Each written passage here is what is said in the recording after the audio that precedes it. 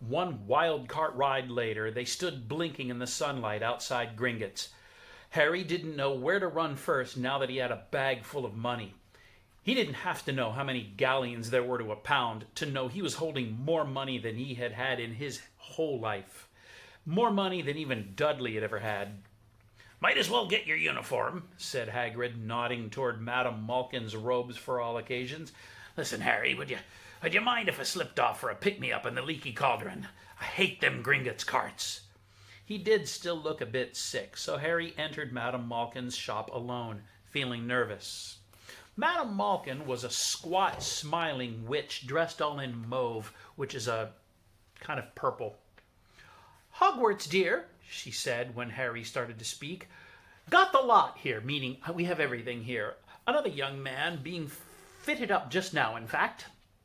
In the back of a shop, a boy with a pale, pointed face was standing on a footstool while a second witch pinned up his long black robes. Madame Malkin stood Harry on a stool next to him, slipped a long robe over his head, and began to pin it to the right length. "Hello," said the boy. "Hogwarts, too?" "Yes," said Harry. "My father's next door buying my books, and mother's up the street looking for wands," said the boy. He had a bored, drawling voice. "Then I'm going to drag them off to look at racing brooms. I don't see why first years can't have their own. I think I'll bully father into getting me one, and I'll smuggle it in somehow." Harry was strongly reminded of Dudley. "Have you got your broom?" The boy went on. "No," said Harry. "Play Quidditch at all?" "No," said Harry again, wondering what on earth Quidditch could be. "I do. Father says it's a crime if I'm not picked to play for my house, and I must say I agree. Know what house you'll be in?" "No," said Harry, feeling more stupid by the minute. "Well, no one really knows until they get there, do they? But I know I'll be in Slytherin. All our family have been. Imagine being in Hufflepuff. I think I'd leave, wouldn't you?" Said Harry, wishing he could say something a bit more interesting.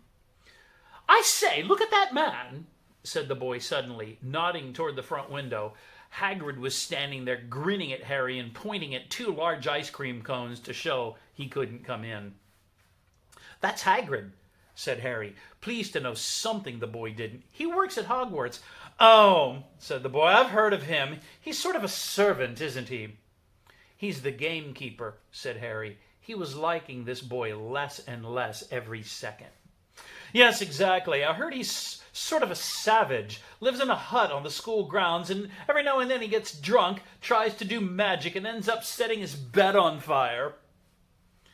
"I think he's brilliant," said Harry coldly. "Do you?" said the boy with a slight sneer. "Why is he with you? Where are your parents?"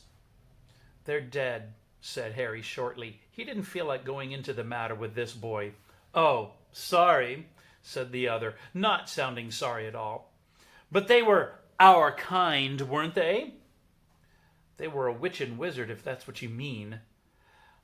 "I don't really think they should let the other sort in, do you? They're just not the same. They've never been brought up to know our ways. Some of them have never even heard of Hogwarts until they got their letter. Imagine! I think they should keep it in the old wizarding families. What's your surname, anyway?" Meaning, what's your last name? Before Harry could answer, Madame Malkin said, "That's you done, my dear." And Harry, not sorry for an excuse to stop talking to the boy, hopped down from the footstool. "Well, I'll see you at Hogwarts, I suppose," said the drawling boy. Harry was rather quiet as he ate the ice cream Hagrid had bought him, chocolate and raspberry with chopped nuts. "What's up?" said Hagrid. "Nothing," Harry lied. They stopped to buy parchment and quills. Harry cheered up a bit when he found a bottle of ink that changed color as you wrote. When they left the shop, he said, "Hagrid, what's Quidditch?" "Blimey, Harry, I keep forgetting how little you know. Not knowing about Quidditch." "Don't make me feel worse," said Harry, and he told Hagrid about the pale boy in Madame Malkin's. "And he said people from Muggle families shouldn't even be allowed in." "You're not from a Muggle family. If you'd known who you were..." He's grown up knowing your name if his parents are wizarding folk. You saw what everyone in the Leaky Cauldron was like when they saw you. Anyway, what's he know about it? Some of the best I ever saw were the only ones with magic in them and a long line of muggles. Look at your mum. Look what she had for a sister. So what's Quidditch? It's our sport. Wizard sport. It's like soccer in the muggle world. Everyone follows Quidditch. Played up in the air on broomsticks. And there's 4 balls and it's sort of hard to explain the rules. And what are Slytherin and Hufflepuff? Schoolhouses. There's 4. Everyone says Hufflepuff are a lot of duffers, but... I'll bet I'm a Hufflepuff, said Harry gloomily. Better Hufflepuff than Slytherin, said Hagrid darkly. There's not a single witch or wizard who went bad who wasn't in Slytherin. You know who was one. Sorry, you know who was at Hogwarts? Years and years ago. They bought Harry's school books in a shop called Flourish and Blots, where the shelves were stacked to the ceiling with books as large as paving stones bound in leather. Books the size of postage stamps and covers of silk. Books full of peculiar symbols, and a few books with nothing in them at all. Even Dudley, who never read anything, would have been wild to get his hands on some of these. Hagrid almost had to drag Harry away from curses and counter-curses, bewitch your friends and befuddle your enemies with the latest revenges, hair loss, jelly legs, tongue-tying, and much, much more by Professor Vindictus Viridian. I was trying to find out how to curse Dudley. I'm not saying that's not a good idea, but you're not to use magic in the muggle world except in very special circumstances. And anyway, you couldn't work any of them curses yet. You'll need a lot more study before you get to that level. Hagrid wouldn't let Harry buy the solid gold cauldron either. It says pewter on your list. But they got a nice set of scales for weighing potion ingredients and collapsible brass telescope. Then they visited the apothecary, which was fascinating enough to make up for its horrible smell, a mixture of bad eggs and rotted cabbages. Barrels of slimy stuff stood on the floor. Jars of herbs, dried roots, and bright powders lined the walls. Bundles of feathers, strings of fangs, and snarled claws hung from the ceiling. While Hagrid asked the man behind the counter for a supply of some basic potion ingredients for Harry, Harry himself examined the silver unicorn horns at 21 galleons each, and minuscule, glittery black beetle eyes, 5 nuts a scoop. Outside the apothecary, Hagrid checked Harry's list again. Just your wand left. Oh yeah, I still haven't got you your birthday present. Harry felt himself go red. You don't have to. I don't have to. Tell you what, I'll get your animal. Not a toad. Toads went out of fashion years ago. You'll be laughed at. And I don't like cats that make me sneeze. I'll get you an owl. All the kids want owls. They're dead useful, carrying your mail and everything. 20 minutes later, they left Elop's Owl Emporium, which had been dark and full of rustling and flickering jewel-bright eyes.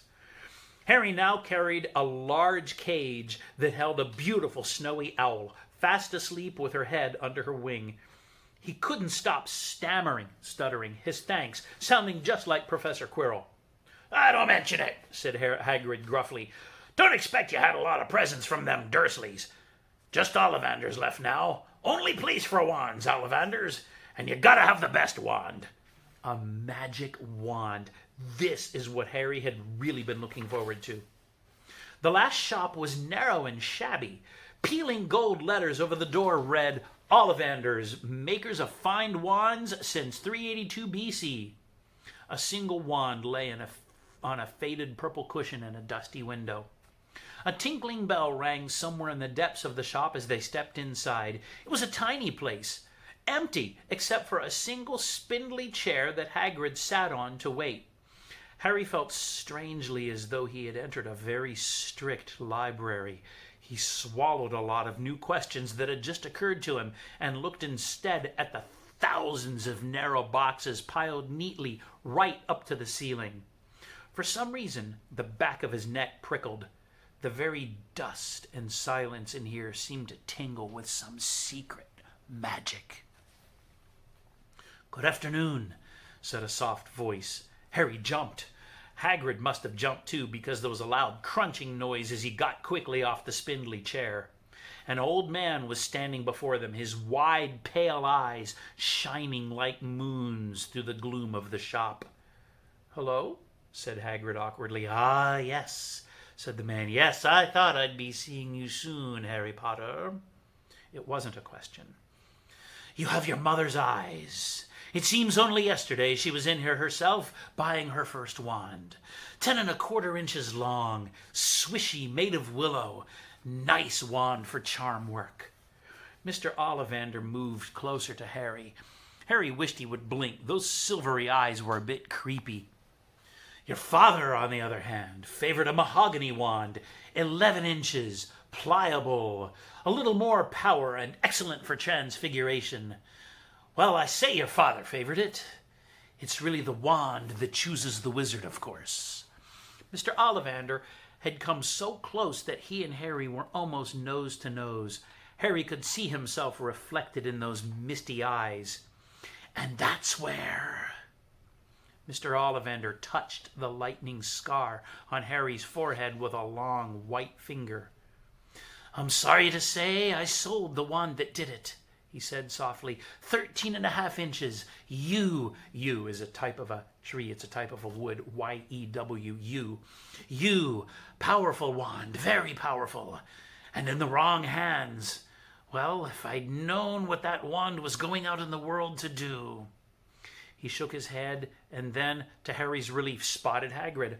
Rubius Hagrid, how nice to see you again. Oak, 16 inches. Rather bendy, wasn't it?" "It was, yes, sir. Good wand, that one.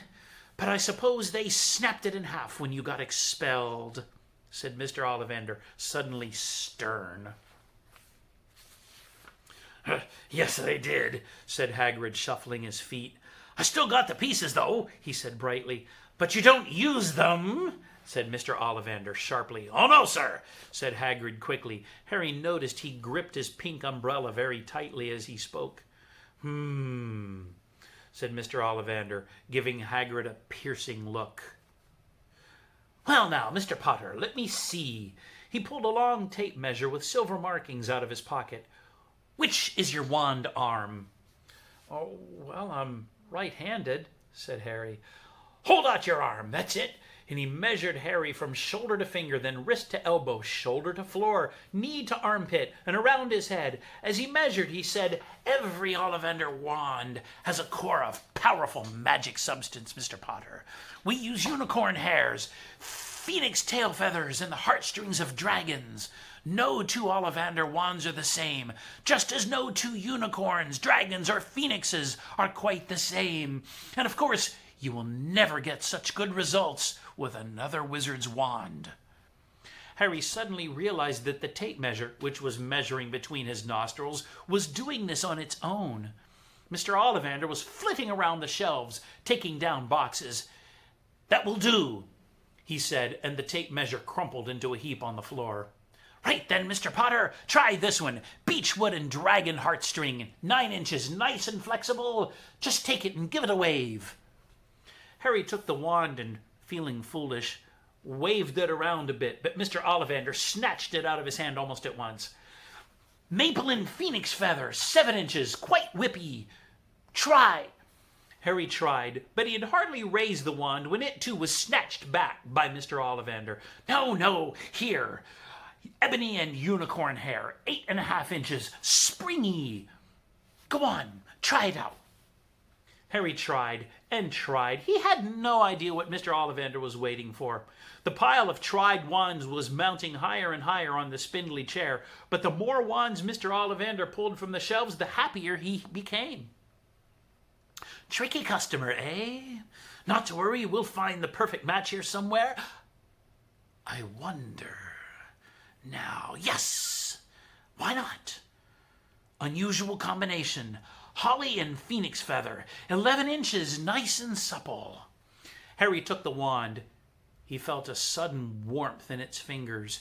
He raised the wand above its head, brought it swishing down through the dusty air, and a stream of red and gold sparks shot from the end like a firework, throwing dancing spots of light on the walls. Hagrid whooped and clapped Mr. Ollivander and cried, "Ho, bravo! Yes, indeed! Very good! Well, well, well!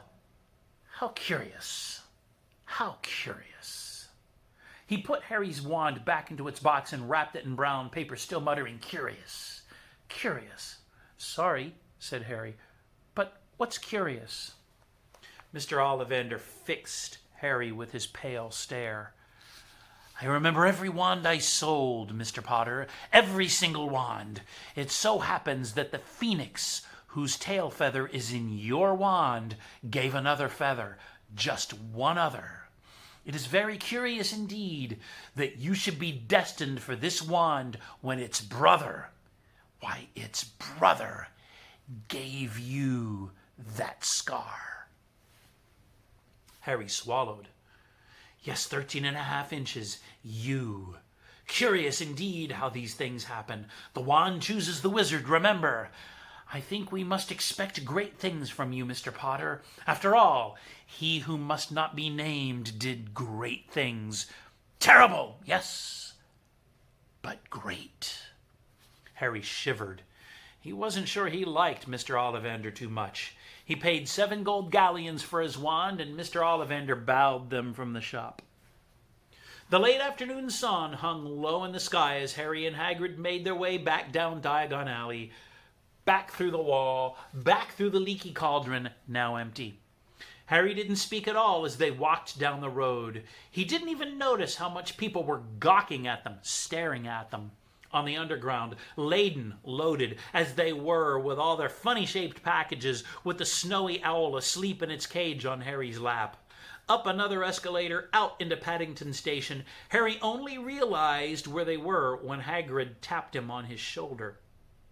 "Got time for a bite to eat before your train leaves?" he said. He bought Harry a hamburger, and they sat down on plastic seats to eat them. Harry kept looking around. Everything looked so strange, somehow. "You all right, Harry? You seem very quiet." Harry wasn't sure he could explain. He had just had the best birthday of his life, and yet he chewed his hamburger, trying to find the words. "Everyone thinks I'm special," he said at last. "All those people in the leaky cauldron, Professor Quirrell, Mr. Ollivander, but I don't know anything about magic at all. How can they expect great things? I'm famous, and I can't even remember what I'm famous for. I don't know what happened when the night my parents died." Hagrid leaned across the table. Behind the wild beard and eyebrows, there was a very kind smile. "Don't you worry, Harry. You'll learn fast enough. Everyone starts at the beginning at Hogwarts. You'll be just fine. Just be yourself. I know it's hard. You've been singled out, and that's always hard. But you'll have a great time at Hogwarts. I did. Still do, as a matter of fact." Hagrid helped Harry on the train that would take him back to the Dursleys, then handed him an envelope. "It's your ticket for Hogwarts. 1st of September, King's Cross. It's all on your ticket. Any problem with the Dursleys, send me a letter with your owl. She'll know where to find me. We'll see you soon, Harry." The train pulled out of the station. Harry wanted to watch Hagrid until he was out of sight. He rose in his seat and pressed his nose to the window. But he blinked, and Hagrid had gone. All right, ladies and gentlemen, that's Chapter 5, Diagon Alley. Tune in tomorrow for Chapter 6, and my good friend Mrs. Robinson will share with you the first half of Chapter 6. The second half, too, but that's for another day. Take care. Bye-bye.